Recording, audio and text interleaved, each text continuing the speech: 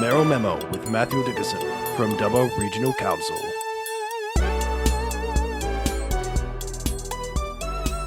Mayor of Dubbo Regional Council, Matthew Dickerson. Good morning. Good morning, Rod. Good to be talking to you again, and I really appreciate the time that you give me to be able to talk to your listeners. It is our regional capital. We've got to promote you as much as we can, so you go strong, we all get there and enjoy our time in Dubbo. Well, it is very much a symbiotic relationship, isn't it? We rely on the region for lots of people to come here and spend their money, and the region relies on us to provide some services. So I do believe that is that good, strong relationship with Dubbo and the region. And of course, Dubbo Regional Council is more than just Dubbo nowadays. You've got Geary, you've got Wellington. Where else do you cover? Well, it goes right up to Eucarina, goes right out to Brocklehurst, Umundry, Ballymore, got Mumble in there as well, Stewart Town. So, yeah, it's a pretty big area, and lots of those villages as well. Beautiful places too. Now, 61K for organisations around Wellington. And some of those we just mentioned there, some of that money did go to places like Mumble, like Stewart Town, like Newry, so a range of different organisations there. This is from the Badengra Wind Farm Community Benefit Fund. So this started back when the wind farm, the one wind farm that you see that's in the Wellington area at the moment, there are more to come definitely, but the one that's there at the moment, about 33 wind turbines are there. And at the moment, that's been an amount that goes back into the community each year as part of the Community Benefit Fund, and it's indexed. And this year, it's up to $85,000. But can you believe it? We couldn't give it all away, Rod. We asked the community for applications for that fund, and we only got enough applications to satisfy $61,000 of that $85,000. That amount that wasn't given away will roll over to next year's fund. But we really need to get it out there to say to people, if you've got a project, if you've got some community organisation that needs some money, then definitely apply for it. There's nothing worse than not being able to give money away that's sitting there ready to be given away. But there were 10 organisations that picked up some of that money. We gave away those cheques during the week, and we heard their stories about what they'll be doing with that money. And there's so many different things. It might be a new fridge in the canteen, for example. It might be some new sheet music for a town band. It could be fixing up some fascias around Stewart Town. So there's a range of different projects that people use that money for. There's obviously an application process. You've got to satisfy certain criteria. But this is one of the benefits of having renewable energy projects in your area. If they're a wind farm, they have to have an agreement with the local council to get some money back into the community with a community benefit fund. If it's a solar farm or a battery, you don't have to do it. Some do it voluntarily, but you don't have to do it. And I've never been able to understand why, Rod, wind farms have to give money back, solar and batteries don't. No one's been able to ever explain that to me. But at least at this stage with the wind farms, that money's coming back into the community, which is fantastic. And you're looking at another planning agreement for another wind farm. Well, this one's in Spices Creek, and this is 3 times the size of that one there at Badengra, so that's a huge project. In the meantime, since that one at Badengra, there's been some progression in how things work in terms of these community benefit funds.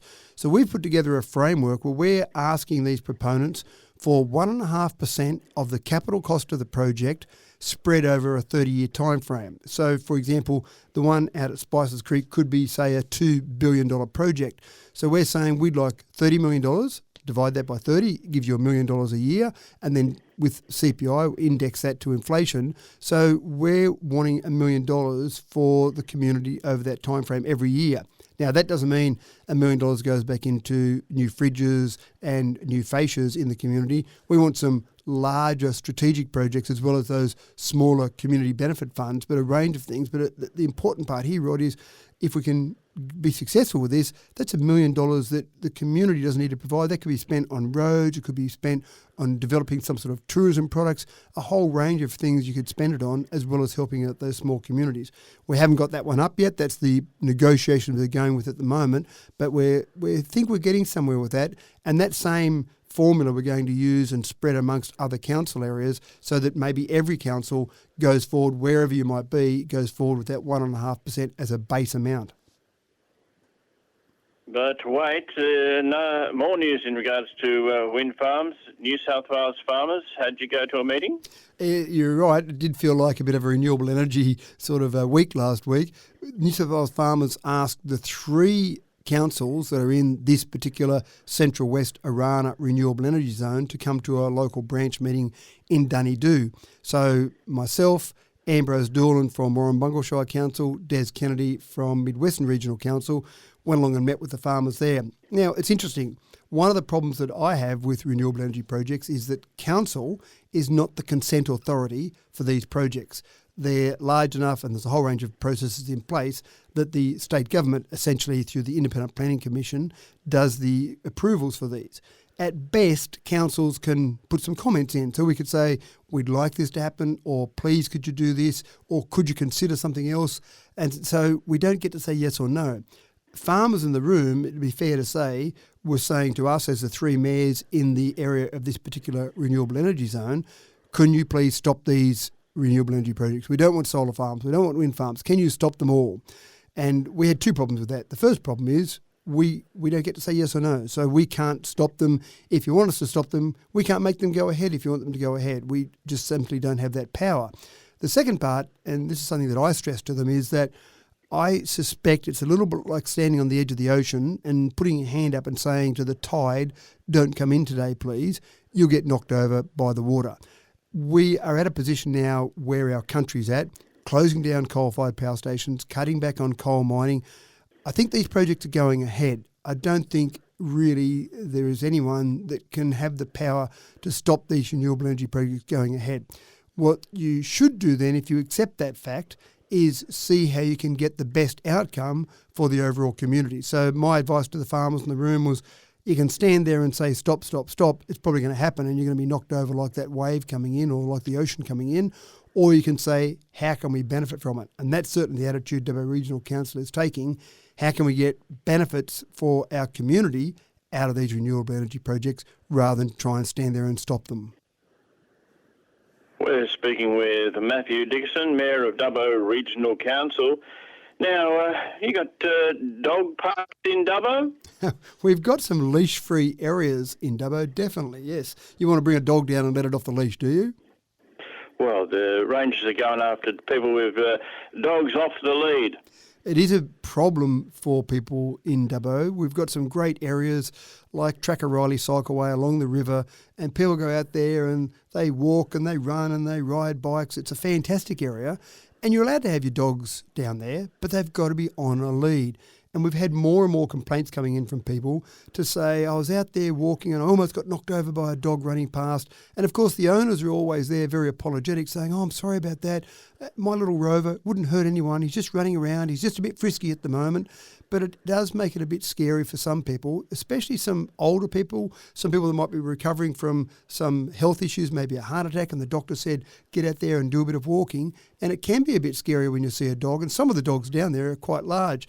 So we've actually got our rangers out there at the moment doing some targeted patrols, going out when people are walking and riding bikes, out there in the mornings, for example, and they're actually going along and they're warning and then fining people who have got their dogs off leads. So my advice to people is take your dog out for a walk. That's fantastic. It's great for the dog, great for you. Just make sure you've got them on a lead. And I actually got bitten by a dog about 6 months or so ago out along Tracker-Riley Cycleway. The same sort of thing. I'm out there going for a run, thinking I'm doing the right thing, trying to stay healthy, and a dog just ran up and he looked very friendly and he's just jumped straight up on my leg, gave me a little nip on my thigh and then ran off. It wasn't a vicious bite. He didn't mean anything by it, but it drew blood from my leg there. And again, the owner was very apologetic. Sorry about that. I'm really sorry. But again, we don't want to have these risks out there for people out there walking along and doing things. So just keep your dogs on leads and you won't have a problem with our rangers. If you've got your dogs off the leads, you might have a conversation you don't want to have with one of our rangers. Yeah, if you want your dog off the lead, take it to an off-lead area. Exactly. Simple right. as that too. Yeah, hit the nail on the head. Now, you had Roy Simmons in town. Yeah, it was actually really good to catch up with Royce. I hadn't met Royce before. He also had Brad Fittler and Andrew Farrow with him, and Brad Fittler was out here as the coach of the city versus country match several years ago, probably 2014 or so. So I've chatted to Brad a few times before. But Royce is doing this big walk. So it started a couple of years ago, and he does a big walk to try and help raise money for dementia. And when you've got star power like Royce Simmons, then it does attract a lot of media attention, and he does manage to raise a few dollars, which is fantastic. So he was walking from Dubbo to Bathurst, going the back way. It was about 313 kilometre walk. Brad Brad Fittler and Andrew Farrer joined him on day one. And I actually I had a bit of a chat to Brad about this. I like that linkage there. No one can forget Royce Simmons back in the 1991 grand final when Penrith won. That last try that he scored over in the corner, I think they were ahead by about 1 point. Not long to go, he scored a try which basically sealed the match for Penrith. But not so much the scoring of the try, but the way he jumped up and ran around like a little 10-year-old afterwards. He would have been in his 30s at that stage. But of course, Brad Fittler at the very beginning of his career, that was Royce's last match. Brad Fittler was at the very beginning of his career, and it's good to see that two people that played in that grand final together, one at the end, one at the beginning of their career, are still doing things together 30 years later. So it was nice. A lot of people loved the idea of Royce being around, and Royce has got a bit of dementia there. He was actually quite fine to talk to, but you could see some things he was just missing a little bit there. So just having that research out there for dementia, I think, is really important for a whole range of people. And if you can help and raise some money, I think Royce would be very happy to know that he's actually helped the community in some way. And you went off to Sydney? Went off to Sydney last week. This is more as my role as chair of Regional Cities New South Wales. We've got a group there with 15 cities in it, all cities across New South Wales, obviously places like Tamworth and Wagga, regional cities, and then you've also got some coastal cities there. So the idea of this is to work together and see what we can do for some common outcomes. But the other thing is that we get to talk to government with a broader picture, a larger conceptual picture in terms of how we might have those discussions. So we asked to talk to some of the new government ministers. Now, very early into the term, they only announced the new ministry back on the 5th of April. So we were being a little bit greedy, saying, can we get in and talk to some of these ministers already? But we managed to do that. So myself and the Deputy Chair, who's the Mayor of Tamworth, Russell Webb, was in there in the meetings with me as well. So the two of us went along and talked to Jenny Aitchison, who's the Minister for Regional Transport and Roads, so obviously a very important meeting there. It was her very first meeting with any external stakeholders, so she was pretty excited about meeting with us and came in and said, this is my first meeting, this is exciting. So it's all very new and shiny for these ministers. We didn't get anything in particular out of Jenny, but she did talk about the $390 million they've committed to regional roads, regional councils for those roads. So that's fantastic for Dubbo, for example. That will mean an extra $7 million above any other funds that we've got coming in. So that's fantastic. The other meeting we had was with Ron Honing, who's the Minister for Local Government. Obviously an important one to have a good relationship there. Ron had about 32 years at Botany Bay City Council, about 30 of those as mayor. So he's got a great history in the council environment. He was on council there up to 2012 and he's been in government since then. So great to see someone with that length of experience in local government. And again, this is one of the very first meetings that he's had with anyone from an external perspective as well. So two good meetings to get in there. Both myself and Russell really appreciated the time that they gave us. And I'm sure we'll line up a few other meetings with some of those important people as we go forward over the next couple of months. All right. And finally, a busy day for you Thursday. You got a council meeting and a budget day.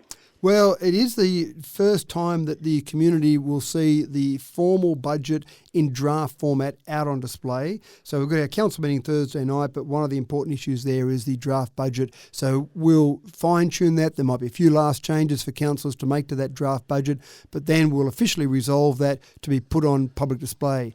And then that's the opportunity for the community to have a look at that budget, go over that line by line if they need to, work out what they might want to change from that budget, and then give us a feedback. So then formally we'll go through and consider those changes and then ratify our budget before the end of June. So it's a good starting spot. And again, I encourage the community, once that gets out there, to have a good look through it and tell us what they'd like to change. Matthew Dickinson, thank you for your time today. Always my pleasure. Thanks, Rod.